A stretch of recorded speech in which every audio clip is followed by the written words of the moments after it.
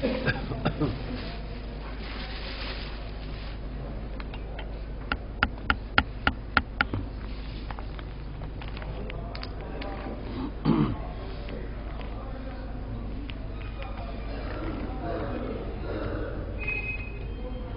اللہ الرحمن الرحیم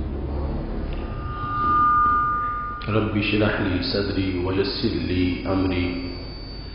واحلل عقدۃ من لسانی یفقہوا قولی احمدک اللہم یا مجیب کل سائل والصلاة والسلام علی من هو افضل الوسائل وعلى آلہ واصحابہ ذوی الفضائل اما بعد فاعوذ باللہ من الشیطان الرجیم بسم اللہ الرحمن الرحیم یا ایہا الذین آمنوا اتقوا اللہ وکونوا مع الصادقین صدق اللہ العظیم وصدق رسولہ النبی الکریم الامین ان اللہ وملائکتہ یصلون علی النبی یا ایہا الذین آمنوا صلوا علیہ وسلموا تسلیما الصلاۃ والسلام علیک یا سیدی یا رسول اللہ وعلی آلک واصحابک یا حبیب اللہ مولاي صل وسلم دائما ابدا على حبيبك خير الخلق كلهم منزه عن شريك في محاسنه فجوهر الحسن فيه غير منقاسم يا أكرم الخلق مالي من ألوذ به سواك عند حلول الحادث العمم محمد تاج رسل الله قاطبة محمد صادق الاقوال والکلم محمد ذکرہ روح لانفسنا محمد شکرہ فرد علی الامم رب صل وسلم دائما ابدا علی حبیبک خیر الخلق کلہم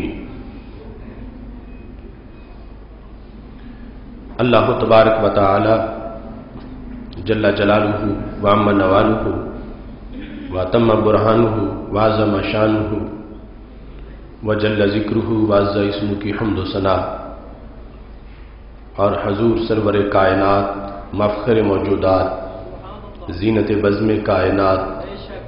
دستگیر جہاں غم گسار زمان سید سروراں حامی بے کساں قائد المرسلین خاتم النبیین احمد مجتبی جناب محمد مصطفیٰ صلی اللہ علیہ وآلہ وصحابہ وبارک وسلم کے دربار گوہر بار میں ہدیہ درود السلام عرض کرنے کے بعد نہایت ہی معزز و محتشم سامعین حضرات، رب ذوالجلال کے فضل اور توفیق سے آج خطبہ جمعۃ المبارک میں ہماری گفتگو کا موضوع ہے مشاہدات حج قسط نمبر 3۔ میری دعا ہے خالق کائنات جل جلالہ ہم سب کو قرآن و سنت کا فہم عطا فرمائے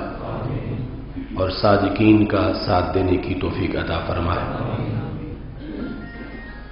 خالق کائنات جل جلالہ نے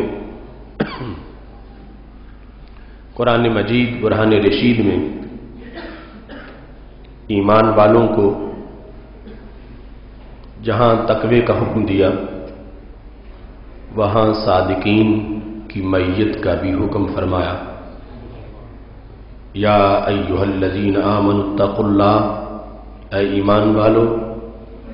اللہ سے ڈرو، وکونوا مع الصادقین، اور صادقین کے ساتھ ہو جاؤ۔ صادقین کی معیت عقیدہ میں بھی مطلوب ہے اور عمل میں بھی مطلوب ہے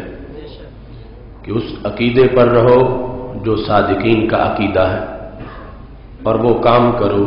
جو صادقین کے کام ہیں۔ صحابہ کرام علیہم رضوان سے لے کر آج تک صادقین کے عقیدے کو اہل سنت و جماعت کے عقیدے سے تعبیر کیا جاتا ہے، اور صادقین کا عمل وہی ہے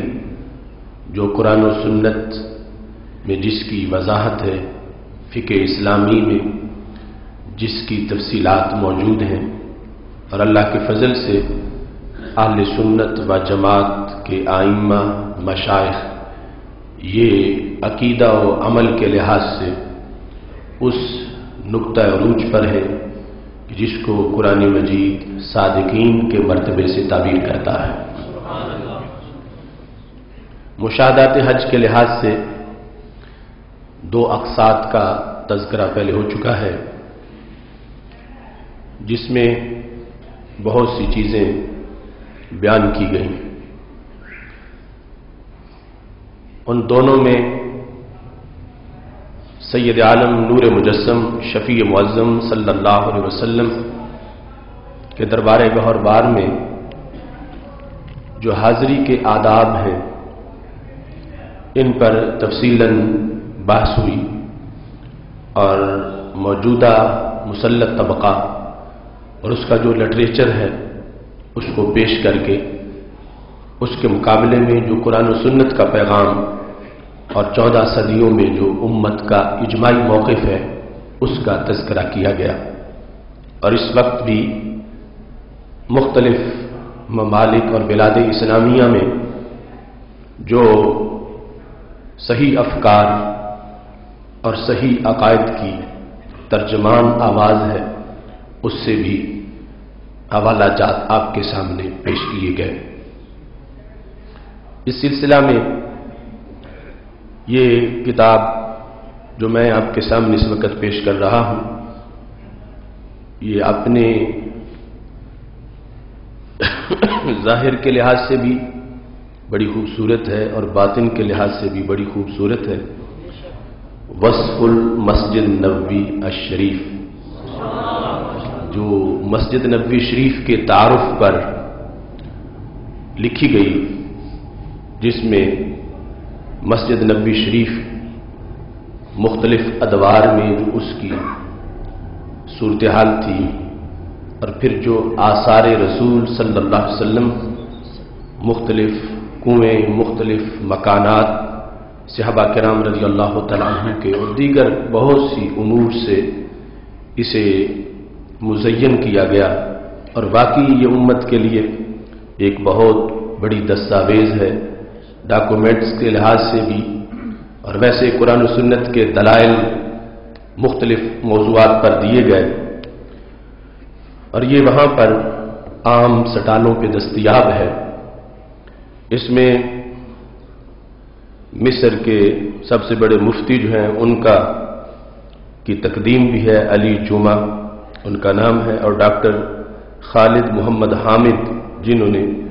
اس کو مرتب کیا، دارالفاروق نے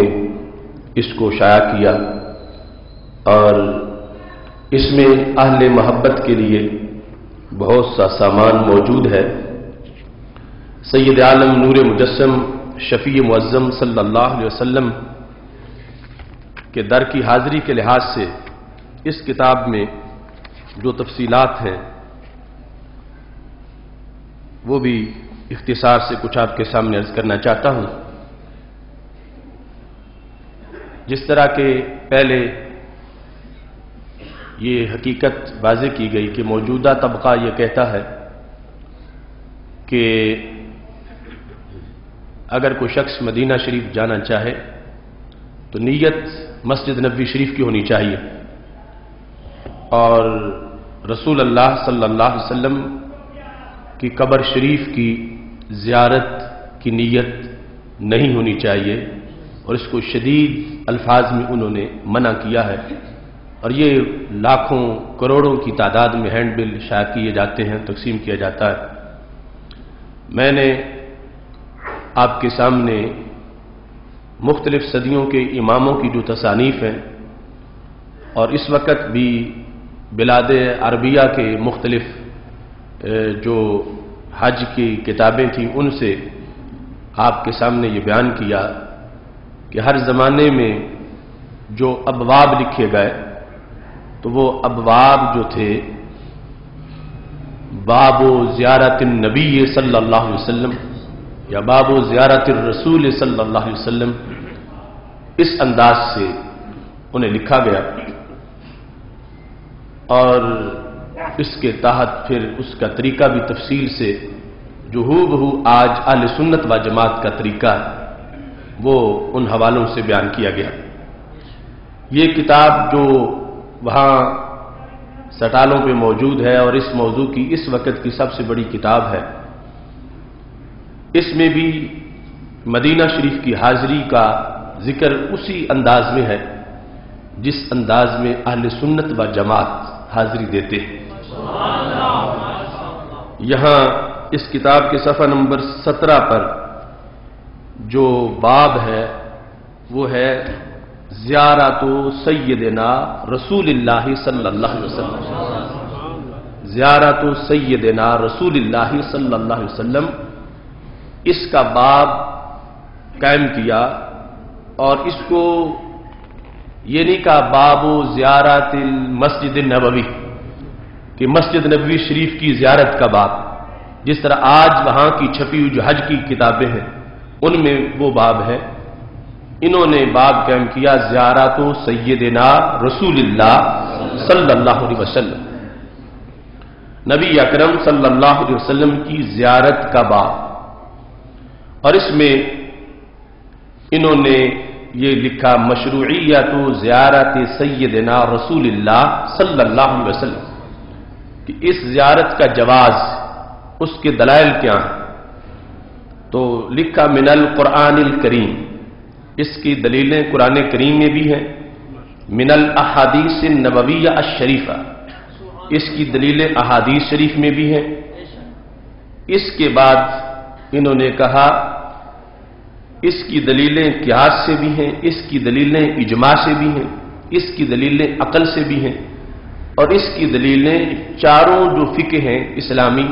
حنفی، مالکی، حنبلی، شافعی، سب میں موجود ہیں۔ دلائل کے لحاظ سے انہوں نے وہ آیت کریمہ لکھی وَلَوْ أَنَّهُمْ إِذْ ظَلَمُوا أَنفُسَهُمْ جَاءُوكَ فَاسْتَغْفَرُوا اللَّهَ وَاسْتَغْفَرَ لَهُمُ الرَّسُولُ لَوَجَدُوا اللَّهَ تَوَّابًا رَحِيمًا۔ اس میں یہ کہتے ہیں قال الامام زین الدین المراغی ان الآیۃ دلت علی تعلیق وجدان اللہ توابا رحیمہ بثلاثۃ امور، کہ اس آیت میں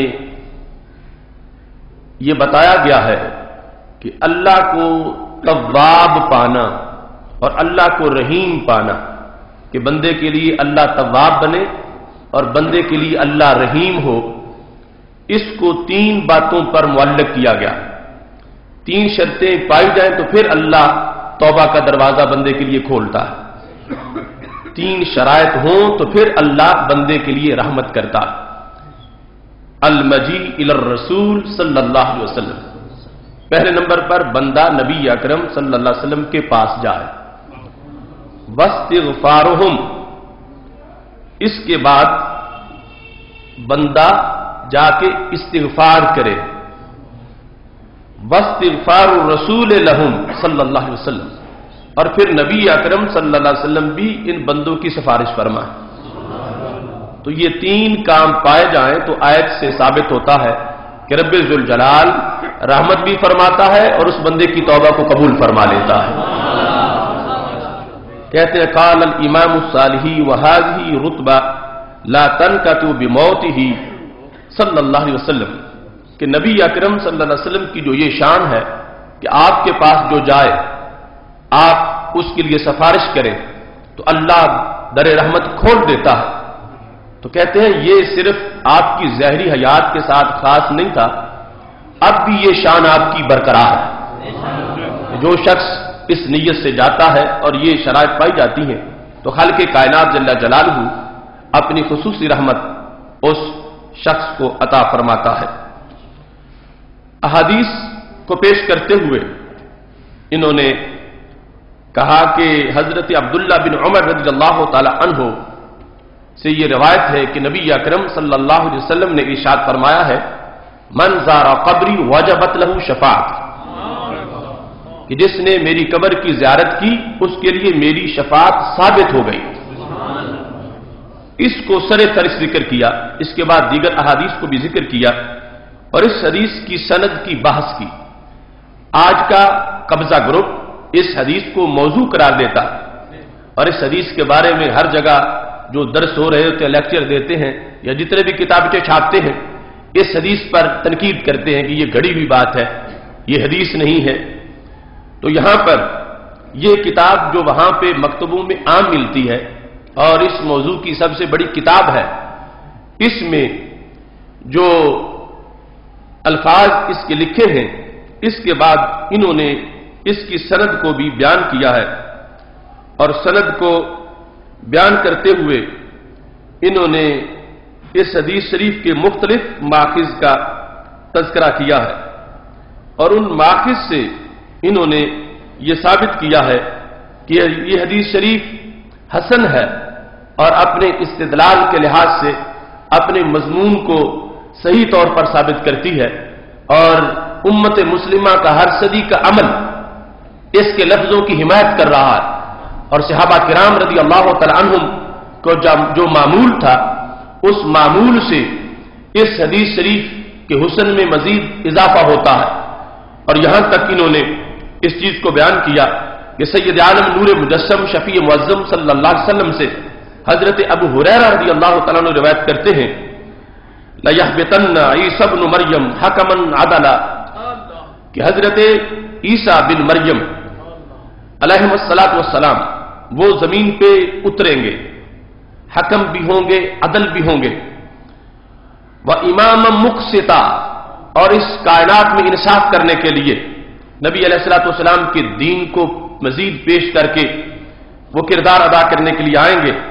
تو نبی اکرم صلی اللہ علیہ وسلم ارشاد فرماتے ہیں وَلَا يَأْتِيَنَّ قَبْرِي، وہ میری قبر شریف پہ آئیں گے، یعنی وہ قرب قیامت میں جب حضرت عیسیٰ علیہ السلام کا نزول ہوگا تو سرکار نے یہ بھی غیب کی خبر دی، نزول اور اس کے بعد کے جو مختلف مراحل ہیں اور جہاں جہاں انہوں نے جانا ہے وَلَا يَسْلُكَنَّ فَجًّا حَاجًا أَوْ مُعْتَمِرًا، فرمایا وہ مدینہ شریف میں آئیں گے، مکہ شریف میں آئیں گے حج یا عمرہ کی خاطر اور میرے روضہ پہ آئیں گے حتی یسلم علیہ، یہاں تک کہ آ کے وہ مجھے سلام کہیں گے۔ تو نبی اکرم صلی اللہ علیہ وسلم ارشاد فرماتے ہیں فَلَأَرُدَّنَّ عَلَيْهِ، میں ان کے سلام کا جواب بھی دوں گا، فَلَأَرُدَّنَّ عَلَيْهِ، میں سلام کا جواب دوں گا۔ تو پاک محبوب صلی اللہ علیہ وسلم نے حضرت عیسیٰ علیہ السلام کے جس حج یا عمرے کا تذکرہ کیا اس کے بعد بھی ان کی مدینہ شریف میں حاضری کا ذکر فرمایا کہ وہ میری قبر پہ آئیں گے، میرے پاس آئیں گے اور مجھے سلام کہیں گے۔ اور نبی اکرم نور مجسم شفیع معظم صلی اللہ علیہ وسلم فرما رہے ہیں کہ اتنی صدیاں گزر چکی ہوں گی مگر میرا جسم پھر بھی پرانا نہیں ہوگا، میں سلام کو سنوں گا اور میں خود سلام کا جواب دوں گا۔ تو یہ مصنف اس حدیث کو پیش کر کے استدلال کر رہے ہیں کہ رب کے نبی حضرت عیسیٰ علیہ السلام جن کی اپنی شان بہت بڑی ہے مگر حج و عمرہ کے اندر ان کی ادا بھی سرکار نے یہ بیان فرمائی ہے کہ جس وقت وہ عمرہ کے لیے آئیں گے اور وہ حج کے لیے آئیں گے میرے پاس آئے بغیر وہ بھی واپس نہیں جائیں گے، وہ بھی یہاں حاضری دیں گے۔ اور پاک محبوب صلی اللہ علیہ وسلم ارشاد فرماتے ہیں کہ وہ مجھے سلام کہیں گے اور میں ان کے سلام کا جواب دوں گا۔ یہاں انہوں نے اس امر کو بیان کرتے ہوئے بہت سی دلیلیں دی، میں اختصار سے اس چیز کو ذکر کر رہا ہوں کہ انہوں نے عقل کی جو دلیل پیش کی اس کے لحاظ سے بڑی لطیف بات اس میں موجود ہے۔ کہتے ہیں کہ حضرت یعلا بن مرہ رضی اللہ تعالیٰ عنہ روایت کرتے ہیں، یہ حدیث شریف ہم مختلف موضوعات میں پیش کر چکے ہیں کہ نبی اکرم صلی اللہ علیہ وسلم ایک جگہ وادی کے کنارے پہ تشریف فرما تھے، فنام رسول اللہ صلی اللہ علیہ وسلم، تو نبی اکرم صلی اللہ علیہ وسلم محو خواب ہوئے آپ نے آرام فرمایا. فجات شجرہ تشق الارض حتی غشیتہ، ایک درخت آیا جو اپنی جڑیں کھینچ کے زمین سے چلتا چلتا یہاں پہنچا، یہاں تک اس نے آ کے آپ کو ڈھانپ لیا. جہاں آپ آرام فرماتے وہاں وہ درخت آیا اور جھک گیا. ثم راجعت الی مکانہا، یہ کام کرنے کے بعد وہ واپس چلا گیا. فلما استيقظ رسول اللہ صلی اللہ علیہ وسلم، جب سرکار دو عالم صلی اللہ علیہ وسلم بیدار ہوئے تو حضرت یعلا کہتے ہیں ذکرت لہ، میں نے تذکرہ کیا اس چیز کا کہ یہ بے جان درخت آج میں نے چلتا دیکھا ہے، ارادے سے آیا ہے، ارادے سے واپس گیا، تو یہ معاملہ کیا ہے؟ تو نبی اکرم صلی اللہ علیہ وسلم نے فرمایا ہی شجرۃ استأذنت ربها عز وجل ان تسلم علی رسول اللہ صلی اللہ علیہ وسلم. فرمایا یہ درخت ہے، اس نے اپنے رب سے اجازت مانگی. کس چیز کی؟ کہ یہ اللہ کے رسول کو سلام کہے. فآذن لها، تو اللہ نے اس کو اجازت دے دی، تو یہ مجھے سلام کہنے آیا. اب اس کتاب کے مصنف اس حدیث کو لکھ کے عقلی دلیل زیارت رسول صلی اللہ علیہ وسلم کی پیش کر کے استدلال یوں کرتے ہیں فَإِذَا كَانَ هَذَا حَالَ شَجَرَةٍ وَهِيَ جَمَادٌ، جب یہ درخت کی حالت ہے حالانکہ وہ تو بے جان ہے، تستأذن خالقها لتزور نبیہ، وہ اپنے رب سے اجازت مانگ رہا ہے کہ میں اپنے نبی علیہ السلام کی زیارت کروں. فآذن لها، اور رب اس کو اجازت دے رہا ہے، اس درخت کو رب ذوالجلال اجازت دے رہا ہے. فہل یأذن رب العالمین لشجرہ، تو مصنف کہتا ہے اللہ اسے تو حاضری کی اجازت دے دے، اور جو ذی روح ہے، ذی عقل ہے، مسلمان ہے،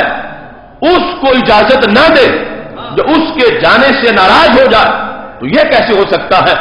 تو کہنے لگے اس حاضری کے بارے میں یہ اختلاف کرنا، یہ بحث کرنا کہ جانے کی ضرورت نہیں، حج کا رکن نہیں اور نیت نہیں ہونی چاہیے، سرکار کی کو جاتا ہے تو مسجد کی نیت ہونی چاہیے. تو مصنف کہنے لگے یہ عقل کی کمزوری ہے اور یہ حماقت ہے. جس کی عقل سلامت ہو اگر صرف عقل سے پوچھے تو جب بے جانوں میں اتنا شوق ہے اور ان کو جانے کی رب اجازت دے رہا ہے تو ایمانداروں کے لیے اتنی بڑی معراج ہوگی کہ جس وقت وہ رب ذوالجلال کے اذن پر اللہ کی رضا کے مطابق اس طرف بڑھتے ہیں. اور سید عالم نور مجسم شفیع معظم صلی اللہ علیہ وسلم جو حالت نیند میں یہ جان رہے تھے کہ لکڑی کا میرا عاشق آیا ہوا ہے، وہ آج اس حیات برزخی میں جو حصی حقیقی دنیاوی حیات کی طرح ہے یہ جانتے ہیں کہ دنیا کے کس کونے سے چل کے میرا عاشق میرے دربار پہ پہنچا ہے.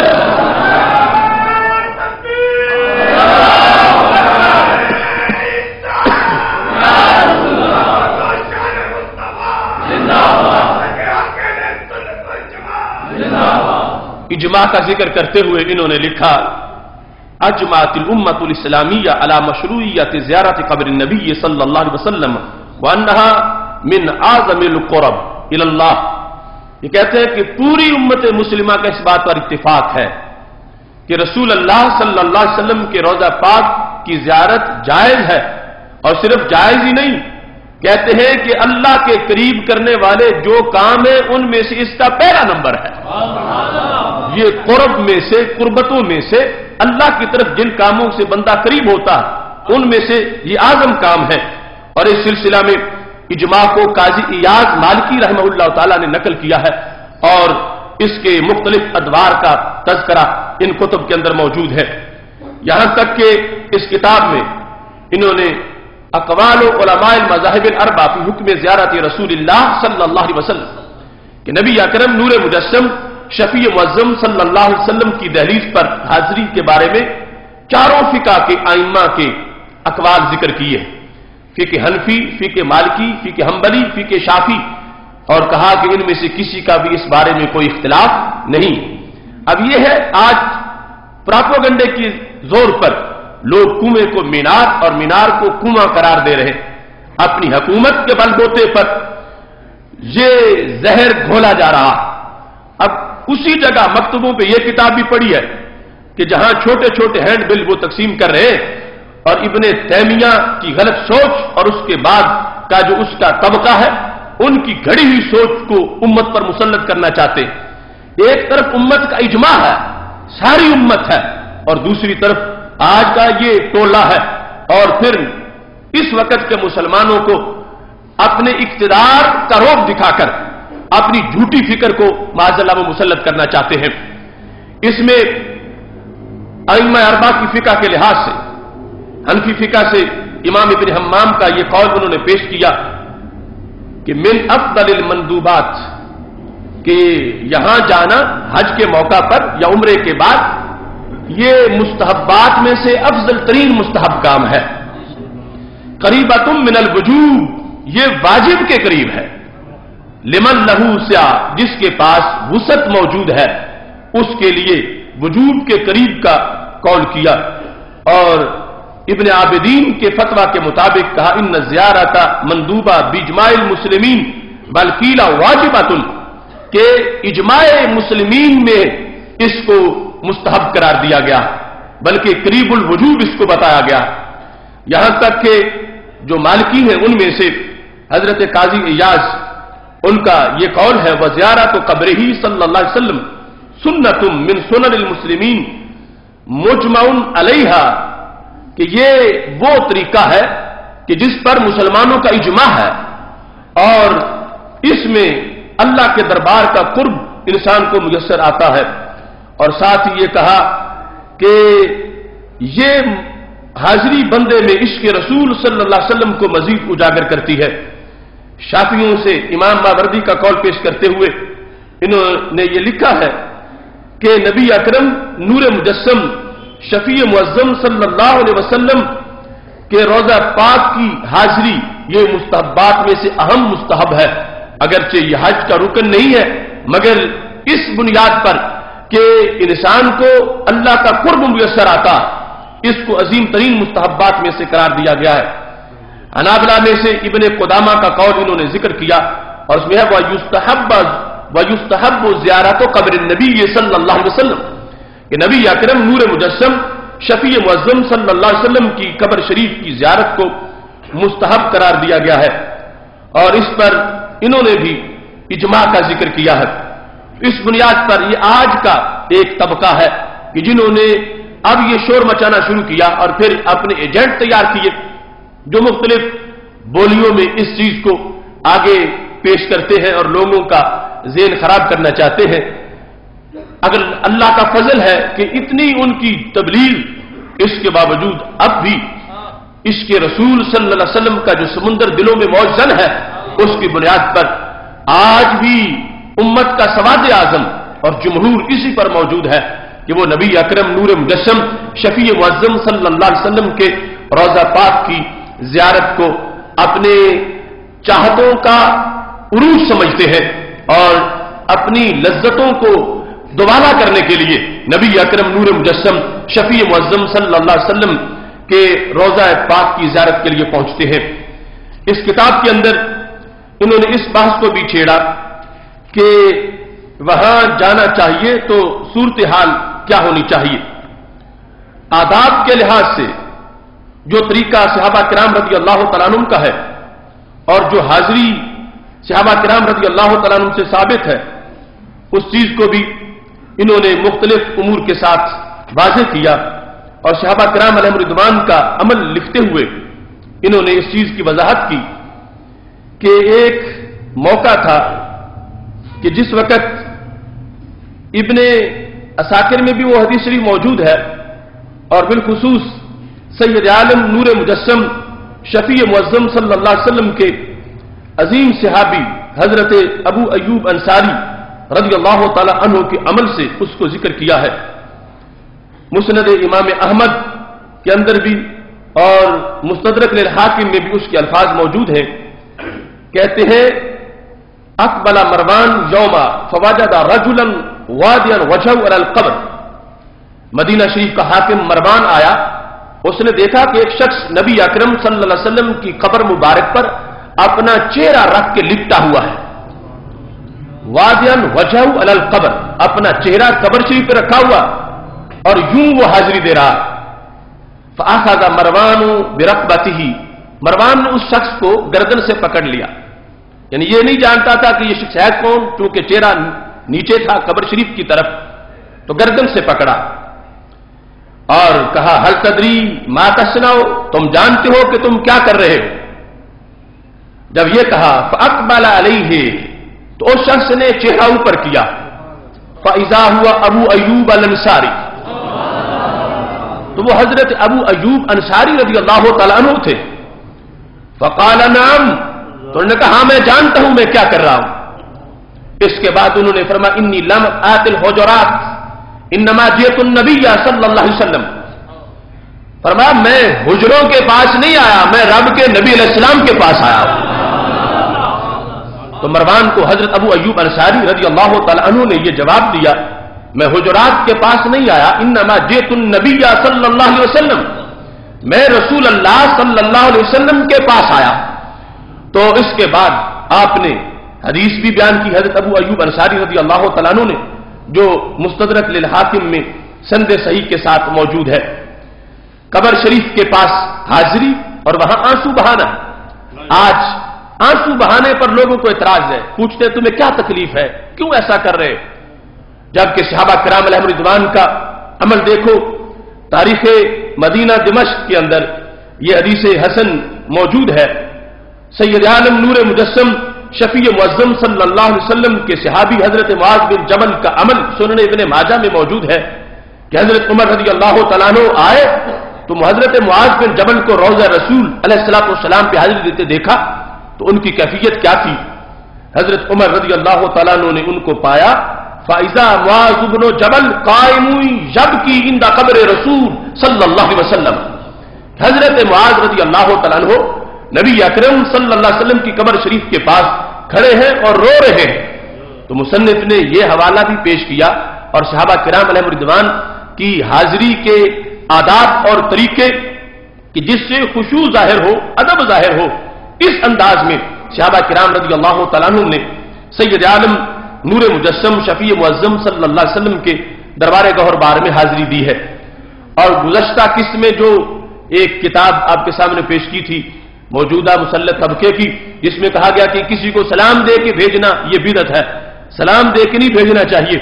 تو انہوں نے اس کتاب کے اندر یہ لکھا دلائل میں، کہتے ثبت ان عمر بن عبد العزیز کان یبعث البرید لیسلم له علی النبی صلی اللہ علیہ وسلم ولا يقصد غیر ذلك البتہ، کہ حضرت عمر بن عبد العزیز رضی اللہ تعالیٰ عنہ اسپیشل ایک بندے کو سرکار کے دربار میں سلام دے کر بھیجتے تھے، جس کا اور کوئی مقصد نہیں ہوتا تھا، صرف اس کا کام یہ تک اسے سلام دے کر بھیجتے تھے۔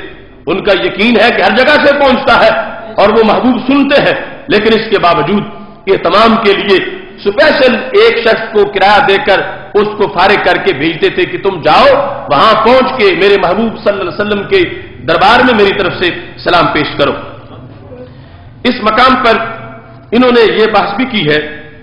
حل ینوی المسلم زیارت رسول اللہ صلی اللہ علیہ وسلم ام زیارت المسجد، کہ جو مدینہ شریف جائے اس کی نیت کیا ہو، کیا مسجد کی نیت کر کے جائے یا رسول اللہ صلی اللہ علیہ وسلم کی نیت کر کے جائے؟ یہ باقاعدہ انہوں نے اس کا باب قائم کیا اور اس باب کے تحت پھر دلائل کو بیان کیا، چونکہ اس وقت جو مسلط طبقہ ہے ان کا سارا زور اس پر ہے کہ اگر کوئی جائے تو نیت مسجد کی کرے اور وہ رسول اللہ صلی اللہ علیہ وسلم کی نیت کر کے گھر سے نہ جائے۔ اگر ایسا کیا تو معاذ اللہ وہ کہتے ہیں یہ سفر معصیت ہے، یہ گناہ کا سفر ہے، اور اس کو معاذ اللہ اس سے بھی سخت الفاظ سے انہوں نے بیان کیا ہے۔ یہاں اس کتاب کے اندر انہوں نے دلائل سے ثابت کیا، کہتے ہیں کالا شیخ الحنفیہ الکمال بن الحمام انہو ینوی ما زیارت القبر زیارت المسجد، کہ وہ نبی اکرم صلی اللہ علیہ وسلم کی قبر شریف کی زیارت کی نیت کرے اور ساتھ پھر مسجد کی بھی نیت کرے، لیکن والاولا اندی تجرید النیت لزیارت قبر ہی صلی اللہ علیہ وسلم، کہتے ہیں میرے نزدیک اولا یہ ہے کہ نیت صرف سرکار کی کرے، نیت صرف نبی اکرم نور مجسم شفیع معظم صلی اللہ علیہ وسلم کی کرے، اور آگے چونکہ وہاں پہنچ چکا ہے تو پھر مسجد کی بھی زیارت ہو جائے گی، لیکن اصل جو ہے وہ سید عالم نور مجسم شفیع معظم صلی اللہ علیہ وسلم کے دربار میں حاضری کی نیت کرے۔ اور اس سلسلہ میں انہوں نے دوسرے مقام پر اس بات کی وضاحت کی، کہتے ہیں کہ کہیں کوئی ایسا حوالہ موجود نہیں ہے صحابہ کرام علیہ رضوان کی پوری زندگی میں کہ کسی صحابی نے مسجد نبی شریف میں نماز پڑھی ہو سرکار کے وصال کے بعد اور سرکار کے پاس حاضری دیے بغیر نکل گیا۔ کہتے ہیں کوئی ایک حوالہ بھی ایسا موجود نہیں ہے۔ حج کرنا، عمرہ کرنا اور پھر جانا یہ تو دور کا معاملہ ہے، فرمایا مسجد نبوی میں کسی ایک صحابی کا بھی ایسا عمل نہیں ہے کہ اس نے سرکار دو عالم صلی اللہ علیہ وسلم کے وصال کے بعد وہاں پہ نماز پڑھی ہو اور حاضری دیے بغیر باہر نکل گیا، کہ جو بھی وہاں موجود ہوتا تھا ان کے معمولات میں یہ ہے کہ وہ ہر نماز کے ساتھ وہاں پر حاضری کا اہتمام کرنے والے ہیں۔ یہاں انہوں نے دلائل سے اس چیز کو ترجیح دی کہ نیت نبی اکرم نور مجسم شفیع معظم صلی اللہ علیہ وسلم کی ہونی چاہیے۔ ہاں مسجد کی نیت ہے تو ضمن ہوگی، اس کے تابع ہو کر اصل نیت جو ہے وہ رسول اللہ صلی اللہ علیہ وسلم کے دربار میں حاضری کی نیت ہے۔ اس کے بعد انہوں نے اس کتاب میں یہ بحث بھی کی کہ دعا مانگتے وقت چہرہ کدھر کرنا چاہیے، یعنی وہاں جو حاضری دینے گئے ہیں لوگ جانتے ہیں کہ اس مسئلے پہ کتنی شدت ہوتی ہے کہ ہاتھ اٹھا کے ادھر منہ کر کے دعا نہ مانگو۔ اگرچہ آپ دیکھ سکتے ہیں انٹرنیٹ پہ شاہ عبداللہ اس طرح ہاتھ اٹھا کے دعا مانگے تو اس پر اعتراض نہیں، اگر جو دوسروں سے کہتے ہیں وہ دین ہے تو اس دین کو اپنے بڑے پہ بھی نافذ کرے۔ وہ ہاتھ اٹھا کے دعا مانگے تو بدعتی نہ بنے، اور ہم ادھر منہ کر کے ہاتھ اٹھا کے دعا مانگے تو معاذ اللہ ابو جہل سے بڑا شرک ہو جائے، تو یہ دوہرا معیار کیوں ہے؟ حقیقت بات یہ ہے اس کتاب میں انہوں نے اس چیز کی وضاحت کی کہ وہاں جا کر جو سب سے بہترین طریقہ ہے وہ یہ ہے کہ مواجہ شریف میں نبی اکرم نور مجسم شفیع معظم صلی اللہ علیہ وسلم کی طرف چہرہ کرے، سلام کے وقت بھی چہرہ ادھر ہی رکھے اور دعا کے وقت بھی چہرہ ادھر ہی رکھے۔ دعا مانگتے وقت چہرہ رسول اللہ صلی اللہ علیہ وسلم کی طرف ہو۔ یہ کہتے ہیں وَمِنَ الْأَدَبِ لِلزَّائِرِ عَدْمُ إِيدَاءِ ظَهْرَهُ لِلنَّبِيِّ صلی اللہ علیہ وسلم فی زیارت اور دعائن اور صلاۃ، یہاں تک کہ اب جو جگہ بنی ہوئی ہے وہاں پر جہاں نماز کے وقت نمازی بھی کھڑے ہوتے ہیں تو انہوں نے لکھا حالت نماز میں بھی وہاں نہیں کھڑا ہونا چاہیے، کیونکہ قبلے کی طرف منہ ہوگا تو سرکار کی طرف پشت ہو جائے گی۔ مواجہ شریف کے سامنے جو دو تین صفیں بنتی ہیں اس جگہ حالت نماز میں بھی پشت کر کے کھڑا ہونے کو منع کرا دیا، کیونکہ نماز تو قبلے کی طرف منہ کر کے پڑھنی ہے تو پشت کرنی پڑے گی، تو اس لیے وہاں کھڑا ہی نہ ہو تاکہ سرکار دو عالم صلی اللہ علیہ وسلم کی طرف پشت کرنے کی نوبت نہ آئے۔ تو انہوں نے کہا تینوں امور ہیں، خواہ زیارت ہو، خواہ دعا ہو، خواہ نماز ہو، ان تینوں حالتوں میں رسول اللہ صلی اللہ علیہ وسلم کی طرف پشت کر کے کھڑا ہونا یہ جائز نہیں ہے۔ اور یہاں انہوں نے اس چیز کو واضح کیا کہ کہتے ہیں کہ جو لوگ یہاں پر یہ شدت کرتے ہیں کہ دعا مانگنی ہے تو قبلے کی طرف منہ کر کے دعا مانگو، ہم نے اس کے رد میں کئی مقامات پر یہ کہا کہ نماز کے لیے قبلہ ہے، دعا کے لیے کوئی قبلہ نہیں ہے۔ دعا تو کسی طرح منہ کر کے بھی مانگی جا سکتی ہے۔ تو انہوں نے اس کتاب کے صفحہ نمبر 29 پہ لکھا وذکر العدید من العلماء ان استقبال القبلۃ بالدعاء لیس بواجب، کہ دعا مانگتے وقت قبلے کی طرف منہ کرنا یہ واجب نہیں ہے، بدلیل دعاء الامام علی المنبر فی صلاۃ الجمعہ وغیرها وظاہرہ للقبلہ۔ اس کی دلیل کیا ہے؟ جمعے میں خطبہ دیتے وقت امام بھی دعا مانگتا ہے، جو خطیب خطبہ دے رہا ہے وہ بھی دعا مانگتا ہے، اور اس کی پشت تو قبلے کی طرف ہوتی ہے اور وہ دعا مانگ رہا ہوتا۔ اگر دعا کے لیے قبلے کی پابندی ضروری ہے تو یہ تو 7 دنوں میں ساری دنیا کے امام جس وقت دعا مانگتے ہیں، اور اگر جغرافیہ کے لحاظ سے صورتحال یہ ہے تو پھر پشت ان کی جو ہے وہ قبلے کی طرف ہے، چہرہ ان کا جو ہے وہ مقتدیوں کی طرف ہے اور خطبہ دیا جا رہا ہے۔ اور یہ جو اجتماعی دعا ہے مسلمانوں کی، یعنی اس میں چونکہ خطبے کے الفاظ میں دعا کے الفاظ ہیں، جو خطبہ ہم پڑھتے ہیں उसके अंदर दुआ के अल्फाज मौजूद हैं और हर खुतबा दुआ पर ही मुश्तमिल होता है और दुआ के अल्फाज मौजूद होते हैं। तो उन्होंने कहा यह वाज़ेह दलील है कि दुआ के लिए कोई किबला नहीं है। इस बुनियाद पर इन्होंने कहा कि तरीका यह है कि सैयद आलम नूर मुजस्सम शफी मुअज्जम सल्लल्लाहु अलैहि वसल्लम की तरफ चेहरा करके उधर ही हाथ उठा के दुआ मांगी जाए और नबी अकरम नूर मुजस्सम शफी मुअज्जम सल्लल्लाहु अलैहि वसल्लम के साथ अपने जो राज की दिल की बातें हैं उन बातों का महबूब अलैहिस्सलातु वस्सलाम के सामने इजहार किया जाए। ये एक तफसीली बहस है इसकी, लेकिन यहां इस चीज को मैं आपके सामने वाज़ेह करना चाहता हूं। बदकिस्मती से वो मुसल्लत तबका जो है आम हिजाजी मदनी मक्की लोगों की बात नहीं कर रहा, एक वो दरिया के लोग, एक नजद की सोच उनकी बात कर रहा हूं। उनके नजदीक बरकत तबर्रुक ऐसी चीज है कि जिससे उनको एलर्जी होती है। यहां तक कि हजरे अस्वद के बारे में भी उनका यह मौकिफ है कि अगर कोई हजरे अस्वद को हाथ लगाए कि हाथ लगाने से मुझे बरकत मिलेगी, कहते वो बंदा भी बिदती हो गया। काबा के दीवारें, काबे का गिलाफ, हजरे अस्वद तक उनकी सोच पहुंची है। और मेरे पास वो किताब मौजूद है जिसमें उन्होंने इस चीज को बाकायदा लिखकर लोगों में तकसीम किया है और इसको हाजियों की गलती करार दिया। अपनी किताब बाजुल मुखालफातिल मुंतशिरा बैन हुज्जाज वल मुतमिरीन, हाजियों और उम्रा करने वालों के दरमियान जो गलत चीजें राइज हो गई हैं, उन गलत चीजों का इसमें जिक्र किया गया। गलत चीजें जो रवाज पा गई हैं उनमें से क्या क्या गलत चीजें हैं, एक ये है, इसके सफा नंबर 26 पर उन्होंने इसको लिखा है कि गलत चीजों में से ये भी है हुक्म तमस्सुह बिल हजर, हजर से हाथ लगा के बरकत हासिल करने का हुक्म। हजर अस्वद जो जन्नती पत्थर है, जिसे चूमे तो वो गुनाह खींच लेता है, और चूमना तो चूमना रहा, दूर से इशारा करे फिर भी खींच लेता है। उस पत्थर के नजदीक भी इनको शिर्क नजर आना शुरू हो गया। शिर्क फोबिया के मरीजों को इस हद तक खतरा है कि हजर अस्वद पर भी बिल आखिर उनकी सोच पहुंच गई। और इसमें यह लिखा व कज़ालिक तमस्सु बिल हजर अस्वद व हुवा अल्लज़ी इज़ा मसाहु मसा वजहु और मसा सदरहु फ़इन्न हाज़ा बिदअतुन ला अस्ल लहु, कि जो बंदा हजर अस्वद को हाथ लगाता है और समझता है मेरे हाथ में बरकत आ गई है,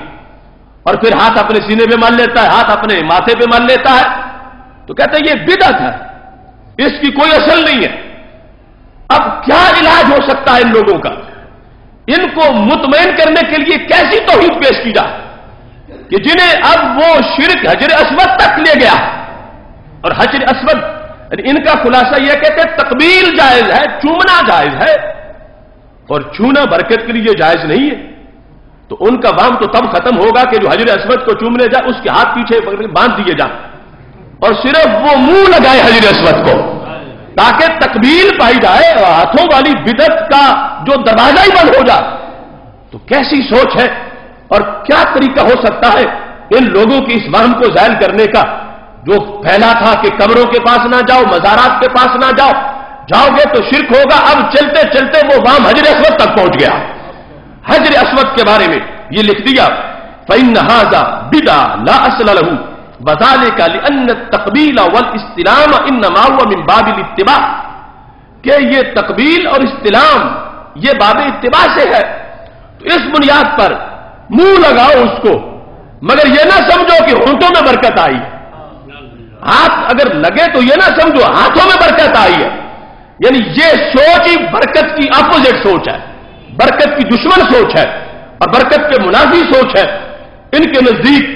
तौहीद का अंदाज यह है, हालांकि हदीस सही बुखारी में मौजूद है। इन्होंने इस किताब में यह लिखा व कज़ालिका यमसहून अल कस्वा किस्वता सुम्मा यमसहून बिहा वुजूहहुम और यमसहून बिहा सुदूरहुम व इसामहुम, कि ये गिलाफे काबा को हाथ लगाते हैं और फिर सीनों में मलते हैं, चेहरों पे लगाते हैं। कहते हैं ये बिदअत है। काबे की दीवार को हाथ लगाएं, काबे के गिलाफ को हाथ लगाएं और حجر اسود کو ہاتھ لگا کے اسے برکت والا سمجھے، اس سب کو بدعت شمار کیا، جبکہ بخاری شریف میں ہے میرے محبوب صلی اللہ علیہ وسلم جب خانہ کعبہ میں داخل ہوئے تو آپ نے اپنا رخسار مبارک کعبے کی دیوار پہ رکھ دیا۔ یہ ظاہر ہے سرکار برکت لینا نہیں چاہتے تھے، برکت دینا چاہتے تھے، مگر حیثیت تو واضح ہوئی کہ کعبے کے ساتھ جو چمٹ گیا، کعبے کے ساتھ جو چہرہ مل رہا ہے وہ بدعتی نہیں ہے، وہ تو سرکار کی سنت پہ عمل کر رہا ہے۔ ہاں سرکار برکت دینا چاہتے تھے اور یہ برکت لینا چاہتا ہے۔ یہ صورتحال آج اتنی گمبھیر ہو گئی ہے کہ ان لوگوں نے ساری اصطلاحات کو بدلنا شروع کر دیا، یعنی خیانت سے، چوری سے کتابوں کے صفوں کے صفحے زائل کر رہے ہیں اور غائب کر رہے ہیں تاکہ نئی نسل سمجھے کہ یہی دین ہے جو ہم نے گھڑ کے پیش کیا۔ آپ میں سے ہر بندہ یہ جانتا ہے کہ مکہ شریف کا ایک پہاڑ ہے جس کو جبل رحمت کہا جاتا ہے، ہر بچے کو اس کا نام آتا ہے، یعنی جو تعارف ہے جس کو مکہ شریف کے پہاڑوں کا، جبل نور، جبل رحمت، یہ تمہاری یاداشت کے ابتدائی اوراق میں لکھا ہوا ہے، اور یہ جغرافیہ وہاں کا اور عرف وہاں کا، شاعروں کے شعر دیکھو، ادیبوں کی کہانیاں دیکھو، خطیبوں کے خطبے دیکھو، پوری امت مسلمہ کا لٹریچر دیکھو، حدیث کی کتابیں دیکھو، تفسیر دیکھو، جبل نور، جبل رحمت ان کے تذکروں سے بھرے ہوئے ہیں، مگر اس کتاب کے اندر یہ وار بھی کیا گیا کہ جبل نور کو جبل نور نہیں کہنا چاہیے۔ ہمارے کچھ خطیب کہتے تھے، ہم نے بچپن میں ان کی تقریریں سنی کہ ہم نے وہاں ایک ملا سے پوچھا جو سرکار کے نور کا منکر ہے کہ یہ کون سا پہاڑ ہے، تو اس نے کہا یہ جبل نور ہے۔ تو ہمارے بزرگ کہنے لگے ادھر پہاڑ بھی نور مانتے، ادھر سرکار کو نور تسلیم نہیں کرتے۔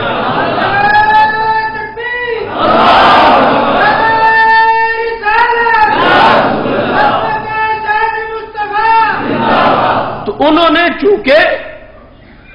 لٹریچر کو بدلنا شروع کر دیا کہ نئی نسل اسے جبل نور نہ کہے، کیونکہ اس سے ہمارے عقیدے پہ ضرب پڑتی ہے کہ اچھے لوگ ہیں ادھر پہاڑ بھی نور اور ادھر محبوب کو بھی نور نہیں مانتے صلی اللہ علیہ وسلم۔ تو یہ ان کی کوشش ہے، یعنی وہ کروڑوں ریال جو خرچ ہوتے ہیں اس بات پر، یہودیوں کے خلاف خرچ نہیں ہوتے، ان کے بارے میں نرم رویہ ہے، عیسائیوں کے بارے میں نرم سوچ ہے، وہ جمعے کا خطبہ ہو یا وہ مسجد نمرہ میں وہ یوم عرفہ کا خطبہ ہو، اس میں عیسائیوں یہودیوں کے لحاظ سے کوئی نہ پلاننگ ہوتی ہے، نہ کوئی پوری جو امت اکٹھی ہے وہاں پہ ساری بلاد اسلامیہ کے لاکھوں لوگ، ان کے لیے کوئی پیغام ہے۔ اس خطبے میں بھی اگر تنقید ہے تو ہمارے مسلک پہ تنقید ہے، اگر ہٹ کیا جا رہا ہے تو اہل سنت کو ہٹ کیا جا رہا ہے، اور کروڑوں ریال سالانہ خرچ ہوتے ہیں۔ اگر مسلک میں صداقت نہ ہوتی تو کب سے مٹ چکا ہوتا، مگر نہ مٹا ہے نہ مٹے گا کبھی چرچا تیرا۔ اب یہ نیا لٹریچر اور اس میں نئی اصطلاحات متعارف کروانے کے لیے اس کتاب کے اندر کہ حاجی غلط کیا بولتے ہیں، حاجیوں میں رائج غلطیاں کیا ہے، عمرہ کرنے والوں میں رائج غلطیاں کیا ہے، حالانکہ جس کو آج غلط کہہ رہے ہیں کل تو اس کے خود بھی جبل نوری کہہ رہے تھے، اپنا سارا لٹریچر بھی اس سے بھرا ہوا ہے۔ آج یہ کہتے ہیں مکہ شریف کے اس پہاڑ کے بارے میں، اس کتاب کے صفحہ نمبر 47 پر موجود ہے، اس کی وضاحت یہ ہے فی زیارت غار ہرا، یعنی جو غلطیاں ہیں ان میں سے ایک یہ غلطی ہے کہ لوگ غار ہرا کی زیارت کے لیے چلے جاتے ہیں، انہیں تکلیف ہے، یعنی وہاں جو بندہ ٹی وی لگا کے فلمیں دیکھتا رہے اسے پر کوئی ان کو نہیں، کرنے حج آیا تھا ہوٹل میں بیٹھ کے فلمیں کیوں دیکھتا ہے اس کو نہیں چھیڑیں گے، لیکن جو بڑی مشکل سے 80 سال کا بابا ہرا پہ چڑھ رہا ہے اسے دیکھ کے ان کے فتوے متحرک ہو جاتے ہیں، اس کی محبت کو نہیں دیکھتے، اس کی عشق کو نہیں دیکھتے کہ عمر کیا ہے، مگر عشق اس کو پھر بھی لے جا رہا ہے اور وہ چڑھ بھی جاتے ہیں اتر بھی جاتے ہیں، لیکن ان لوگوں کے فتوے نیچے بھی کھڑے کیے ہیں کہ یہاں جانے کا کوئی فائدہ نہیں، بورڈ بھی لگائے ہیں یہاں جانے کا کوئی فائدہ نہیں ہے، اور اب نام کی تبدیلی کے لحاظ سے یہاں تک اس میں لکھ دیا یتشدد بعض الجہلۃ من الحجاج فی الزیارات، کہ بعض جاہل حاجی زیارتوں میں بڑی شدت کرتے ہیں. وَيَسْعَدُونَ جَبَلَ الرَّفِيعَ فِي أَعْلَاهُ غار حرا، اور ایک اونچے پہاڑ پہ چڑھتے ہیں جس کی چوٹی میں غار حرا ہے. وَيُسَمُّونَهُ جَبَلَ النُّورِ، اور بعض جاہل حاجی اس کو جبل نور کہتے ہیں. وَالْأَصْلُ أَنَّهُ حرا، حالانکہ وہ جبل نور نہیں، وہ تو جبل حرا.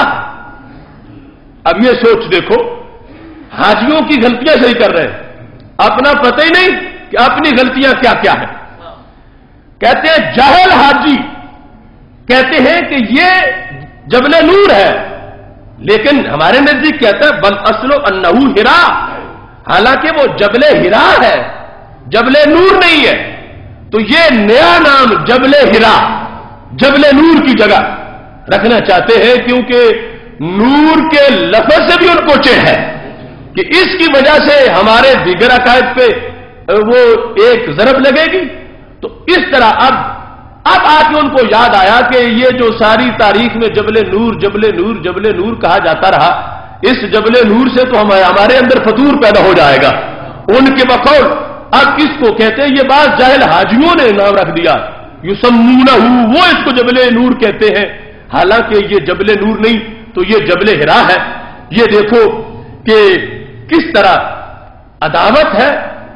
ایک ایک آثار میں سے ایک ایک اثر کے ساتھ، محبوب علیہ السلام کی ایک ایک نشانی کے ساتھ، اور جو امت کی محبتوں کا محور و مرکز ہے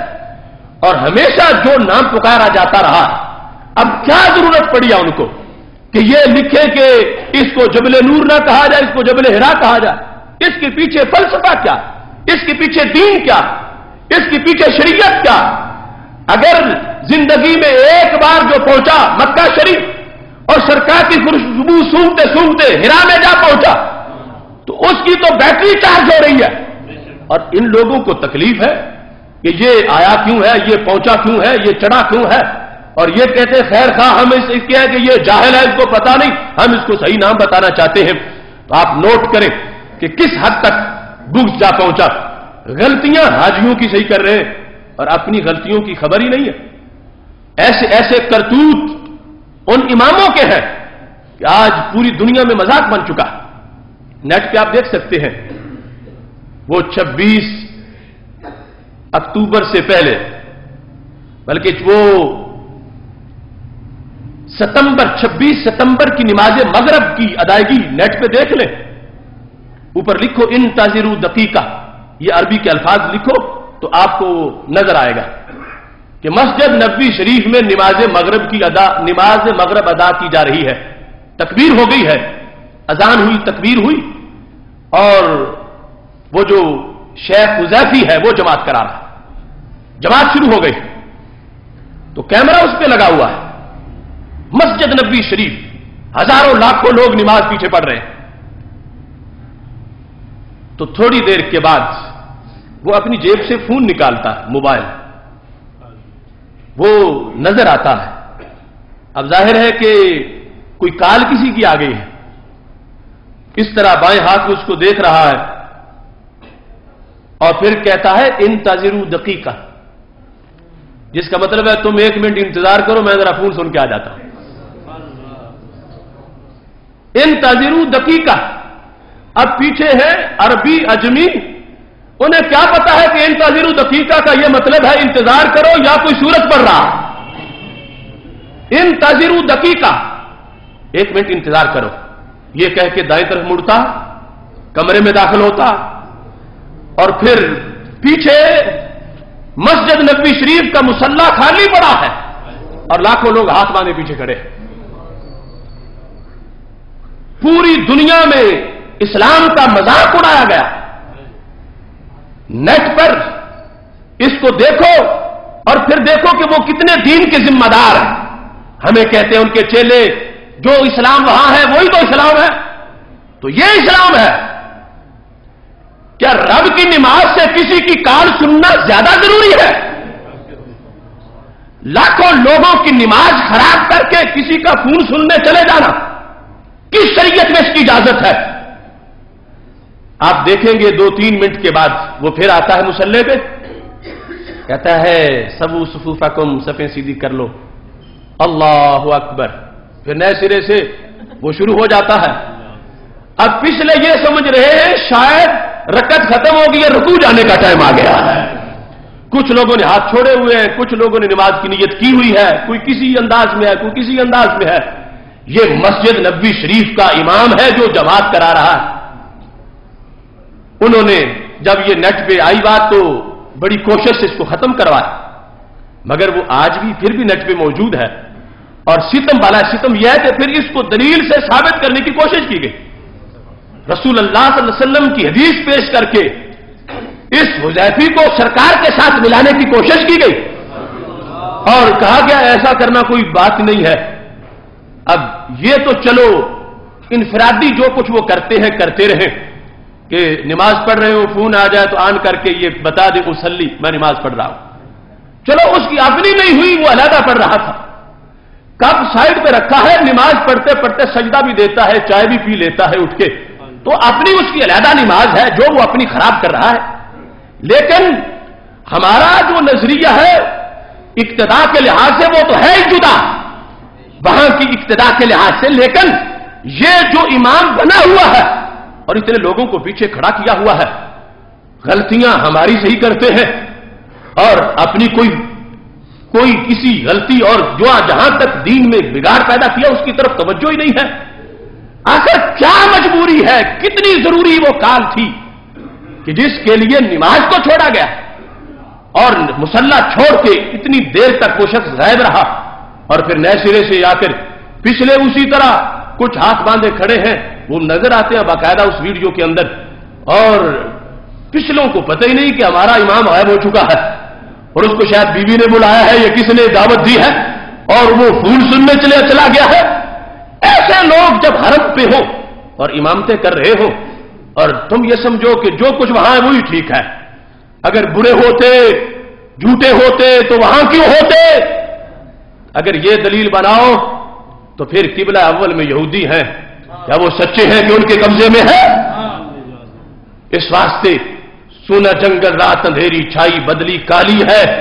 سونے والوں جاگتے رہنا چوروں کی رکھوالی ہے، آنکھ سے کاجل صاف چرا لے یا وہ چور بلا کے ہیں، تیری گٹڑی تاکی ہے اور تو نے نیند نکالی۔ یہ جن کے پاس نیٹ ہے انتظر دقیقہ لکھ کے اس کو چیک کرو اور یہ کلپ اپنے موبائلوں سے آگے پہنچاؤ تاکہ لوگوں کو پتا چلے کہ ان کے ساتھ کیا بیتتی ہے۔ یہ تو ایک بات ہے، ایسے سینکڑوں باتیں ہیں، وہ قربانی کا مسئلہ ہو، وہ حج کی تاریخ تعین کا مسئلہ ہو، اس انداز میں غفلت اور سستی ہے۔ ہماری وہ مسجد جس میں 40 نمازی آتے ہیں اس کا امام بھی بڑا ذمہ دار ہوتا ہے کہ میں وضو صحیح کروں، میں نے نماز پڑھانی ہے، اور جہاں لاکھوں کھڑے ہیں اور جہاں مرکز اسلام ہے اس کے لحاظ سے کس قدر کوتاہی اور سستی ہے۔ آپ کو شاید پتا ہو یہ جو رمضان شریف گزرا ہے اس میں ایک روزہ ان لوگوں نے حذف کر لی جس سے تم پنجابی میں کہتے ہو کھا گئے ہیں، 28 روزے بنے، اور ان کے یہاں جو پیروکار کہتے ہیں جو انہوں نے دیکھا ہم اس میں چلیں گے، اور جو ہے وہ شاہ کا جو وفادار ہے وہ زیادہ آگے نکلا، پشاور والے غلطی کر کے ڈٹے رہے، جبکہ وہاں شاہ عبداللہ نے اعلان کیا، باقاعدہ فدیہ ادا کیا پوری قوم کی طرف سے، اگرچہ اس کی شرعی حیثیت وہ محل نظر ہے، لیکن یہ مانا ہم نے ایک روزہ ضائع کیا، ہم اس کے بدلے میں اتنا فدیہ ادا کر رہے ہیں، ساری قوم کی طرف سے اتنے ملین ریال جو ہے وہ فدیہ دیا گیا، لیکن ان کی اقتداء میں جو یہاں بیٹھے ہیں انہوں نے اپنی غلطی تسلیم نہیں کی، یہ اسی طرح ڈٹے رہے۔ تو اس طرح معاملہ ہے۔ حج کے موقع پر باقاعدہ میرے پاس اخبارات ہیں 2 حجوں کے موقع پر، وہاں کے اخبارات نے لکھا کہ چاند کی تاریخ کا غلط تعین کیا گیا، جس دن یوم عرفہ بتایا گیا اس دن یوم عرفہ نہیں ہے، جس دن حج کا دن بتایا گیا یہ حج کا دن نہیں ہے۔ تو وہاں کے اخبارات میں یہاں تک بات آئی، تو یہ ذمہ داری کس کی ہے؟ سارا عالم اسلام اکٹھا ہے، اور آگے صورتحال یہ ہے کالے سننے کے لیے مسلح چھوڑے جا رہے، حج کا معاملہ، رمضان کا معاملہ، ان امور کے علاوہ باقی کتنی ایسی باتیں ہیں جن کا براہ راست تعلق دین کے ساتھ ہے، اور ان کے اندر وہ ہمیں ذمہ داری نظر نہیں آتی کہ جو ذمہ داری نظر آنی چاہیے۔ اس موقع پر جو برکت، رحمت اور ان امور کے لحاظ سے جو ان کو چڑ ہے اور اب لٹریچر کو بدل رہے ہیں، وہ بھی ایک لمبی داستان ہے۔ آپ جانتے ہیں عرفات کے میدان میں ایک پہاڑ ہے جس پہ لوگ چڑھ کے بیٹھے ہوتے ہیں، اور جب خطبہ حج ہو رہا ہوتا ہے یوم عرفہ میں، عرفات کے میدان میں یوم عرفہ کو وہاں پہ وقوف ہوتا ہے، اس پہاڑ کو کہتے ہیں جبل رحمت۔ جبل رحمت، اب جبل رحمت، رحمت کا لفظ، جبل رحمت، سارا اسلامی لٹریچر دیکھو وہاں اس کا نام جبل رحمت ہے، لیکن اب انہوں نے جبل عرفہ کے نام سے یہ ہینڈ بل شائع کیا، اور اس کے اندر تفصیل سے یہ لکھا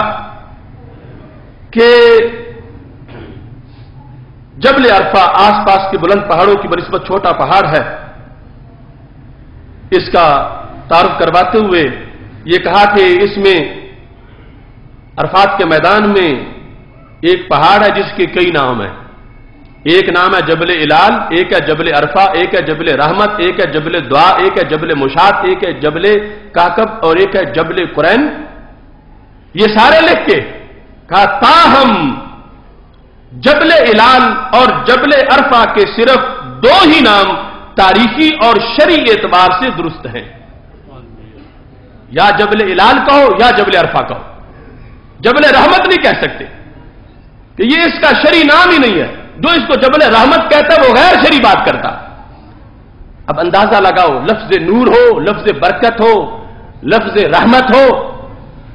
سارے لٹریچر کو بدلنے کی کوشش کی جا رہی ہے،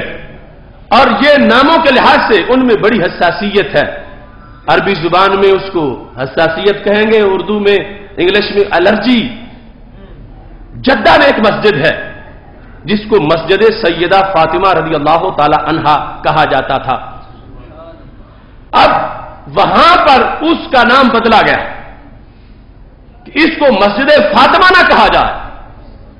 وہاں مسجد فاطمہ کی جگہ جس لفظ سے انہوں نے سہارا لینا چاہا وہ مسجد رحمت قرار دی، اس مسجد کو مسجد رحمت بنایا جائے، یعنی حضرت فاطمہ رضی اللہ تعالی عنہا کے نام کے مقابلے میں برداشت ہے کہ اس کو رحمت ہی کہہ لے، اگرچہ یہ دکھا نہیں سکتے کہ اس کو رحمت کی مسجد کس نے کہا۔ وہاں پر باقاعدہ اس پر احتجاج ہوا، اخبارات میں کالم لکھے گئے، اور یہ اس چیز پر بھی یہ الوطن اخبار کے اندر یہ جو اس حج کے موقع پر 13 نومبر کا یہ اخبار ہے، یہ وہ مسجد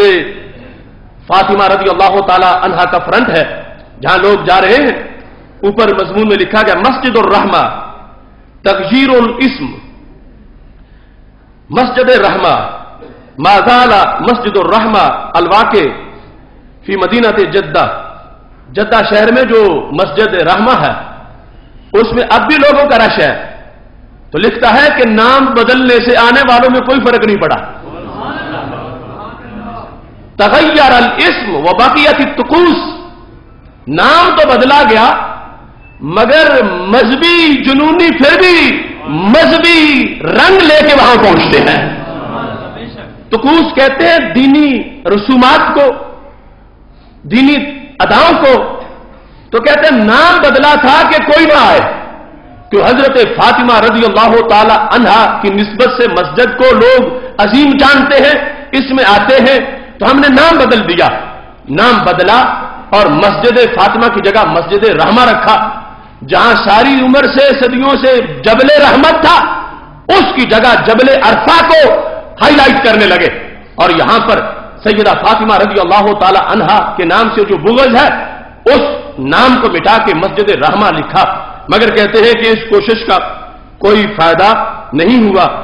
کہتے ہیں رغم تغییر اسمہ من مسجد فاطمہ الزہراء الی مسجد الرحمہ، کہ فاطمہ الزہراء نام سے بدل کے ہم نے نام رکھا مسجد رحمت، لیکن پھر بھی جو اس کو مسجد فاطمہ سمجھ کے آنے والے ہیں ان کے رش میں کوئی فرق نہیں پڑا، وہ پھر بھی وہاں پہ آتے ہیں۔ تو یہ ایک انداز ہے مختلف چیزوں کے لحاظ سے. اور آج جتنے ہمارے ہاں ہمارے ایجنٹ ان کے جو موجود ہیں، ان کے دفاع میں بولنے والے، وہ جو چیزیں پیش کرتے ہیں اس کے خلاف خود وہاں کا مواد جو ہے وہ گواہی دے رہا ہے. اللہ کا فضل ہے، اہل سنت و جماعت پیسے کے زیر سایہ پروان نہیں چڑھے. آج بھی اسی فکر پر ہے جو فکر صفا والوں کی تھی، جو فکر بدر و حنین کی تھی، اور اسی فکر کے زیر سایہ اللہ کے فضل سے آج بھی بڑھ رہے ہیں. مگر افسوس ہے کہ مرکز اسلام پر اس طرح کی جو فتوی بازی ہو رہی ہے اس سے غیر مسلم خوش ہو رہے ہیں. آپ کا مزاج مسلمان کا خمیر ہی ایسا ہے، آپ قرآن کو بڑا برکت والا سمجھتے ہیں اور یقیناً برکت والا. آپ حضرات مکہ شریف اور مدینہ شریف کو بڑا برکت والا سمجھتے ہیں اور یقیناً وہ برکت والا ہے. مگر ان لوگوں کے ہاں یہ اردو نیوز میں وہاں پر جو خبر چھپی 28 مئی 2010 کو ایک فتویٰ چھایا کیا گیا جس میں یہ بات واضح کی گئی کہ جو لوگ جو سمجھتے ہیں نا کہ مکہ شریف میں مر جاؤں تو اچھا ہے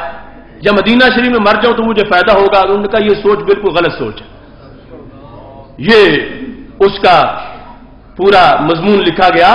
کہ مکہ مکرمہ اور مدینہ منورہ میں مردوں کی تدفین پر اصرار بے بنیاد ہے. مفتی اعلیٰ، مردے کا عمل کام آتا ہے، مکہ مکرمہ اور مدینہ منورہ میں تدفین سے کوئی فرق نہیں پڑتا.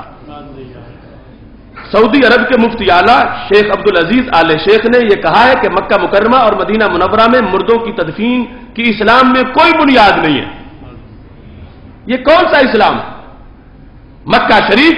اور مدینہ شریف میں مردوں کی تدفین کی اسلام میں کوئی بنیاد نہیں ہے. انہوں نے کہا کہ بعض مسلمان اپنے فوت شدگان کو مکہ مکرمہ یا مدینہ منورہ کے کسی قبرستان میں دفنانے کی ضد کرتے ہیں، جبکہ مردہ کو ایک شہر سے دوسرے شہر لے کر جا کر دفن کرنے کی کوئی نس نہیں ہے، اور اس طرح یہاں پر دفن کرنے میں انہیں کوئی فائدہ نہیں پہنچے گا. ادھر ان کا کوئی مر جائے اور جنت البقیع میں دفن ہو جائے، اس کی فضیلتیں بیان کرتے ہیں کہ ہمارا اتنا بڑا تھا اور وہاں پہنچا اور وہاں دفن ہوا، اور وہاں والے کہتے ہیں کہ یہاں تو دفن ہونے کی کوئی فضیلت ہی نہیں ہے. اور یہ ہمارا عقیدہ ہے کہ فضیلت اسے ملے گی جس کا عقیدہ فضیلت والا ہوگا، اور جس کا عقیدہ نہیں اسے فضیلت کیسے مل سکتی ہے. دوسرے مقام پر یہ دیکھو، وہاں کا اخبار ہے روشنی، اردو اخبار 25 شوال 1432 کا ہے. اس میں ستمبر 2011 کی یہ ایڈیشن ہے. اس میں یہ لکھا ہے، یہ آپ جو رکھتے ہیں آیت الکرسی، گاڑی کے اندر لٹکا لیتے ہیں، دکانوں میں لٹکا لیتے ہیں، گھروں میں لٹکا لیتے ہیں، کس عقیدے سے کہ برکت ہوگی؟ اس پر فتویٰ جڑا گیا.